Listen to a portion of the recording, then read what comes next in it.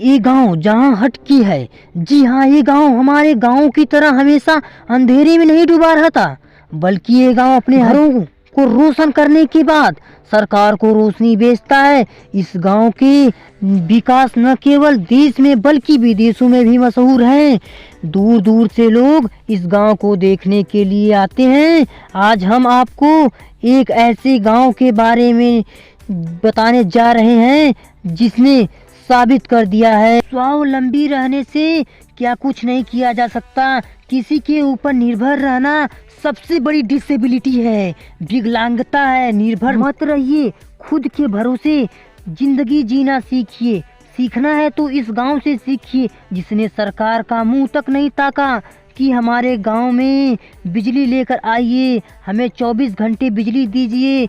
उन्होंने खुद बिजली बनाई और सरकार को भी बेचते हैं। तमिलनाडु के कोयम्बटूर जिले के मेट्टुपालयम से नीलगिरी के पर्वतों के छांव में एक छोटा सा गांव उड़नथुराई। वैसे तो यह एक छोटा सा गांव है, लेकिन इसी पहचान से देश के सबसे बड़े स्मार्ट विलेजर्स के रूप में होती है।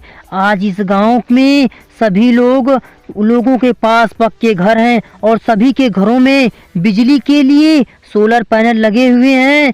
गांव हर तरह से संपन्न नजर आता है। और तो यहाँ के गांव न केवल खुद ही ऊर्जा की जरूरतों को पूरा करते हैं, बल्कि ये गांव हर साल 30 लाख रुपए तमिलनाडु सरकार को बेचता है। लेकिन हमेशा से ऐसा नहीं था। कुछ क्षण पहले तक एक गांव देश दुनिया के दूसरे गांवों की तरह ही पिछड़ा हुआ था। यहाँ के लोगों के पास पक्के घर तक नहीं थे। उसके बाद बुनियादी सुविधाओं का भी अभाव था। पीने का पानी के लिए लोगों को मीलों दूर जाना पड़ता था। गांव के बच्चे भी ये नहीं जानते थे कि बिजली क्या होती है। अंधेरा उनके जीवन का अंग बन चुका था, इसलिए लोग गांव छोड़कर जाने लगे थे। गांव सूना ही होने वाला था, पर आज इस गांव की तस्वीर बिल्कुल अधिक है। गांव के सभी घर एक ही डिजाइन में बने हुए हैं, ना कोई ऊंचा ना कोई नीचा। इस वजह से गांव और ज्यादा अट्रैक्टिव लगता है। पानी की सुविधा को पूरा करने के लिए गांव में बोरवेल खोदे गए हैं। गांव को काया पलट की क्रेडिट यहाँ के ग्राम पंचायत को दिया जाता है। पंचायत की तरह से इलेक्ट्रिसिटी बोर्ड को बिजली बेची भी जा रही है। अंतपुराई गांव के पास एक विंड मिल पवन चक्की है जो 7 लाख से ज्यादा बिजली का उत्पादन करती है। इस विंड मिल की स्थापना 2005 में की गई थी। इसके लिए 1.55 करोड़ की लागत से लगाया गया था। 40 लाख रुपए गांव के लोगों की टैक्स और बाकी पैसे बैंकों से लोन लिया गया था, इसलिए गांव की पवन चक्की शुरू हो पाई। ये गांव ऊर्जा के क्षेत्र में पूरी तरह से आत्मनिर्भर हो चुका है। सरकार को भी बिजली बेच रहा है। आपको जानकर आश्चर्य होगा कि अब तक ये गांव 2 लाख यूनिट बिजली बेच चुका है, जबकि राज्य में उत्पादन 6.75 लाख यूनिट का है। पंचायत में बिजली बेचकर बैंकों का लोन तक चुका दिया है। गांव की इस प्रयास की दुनिया में तारीफ हो रही है। गांव के लोग अपने गांव के विकास से काफी खुश हैं।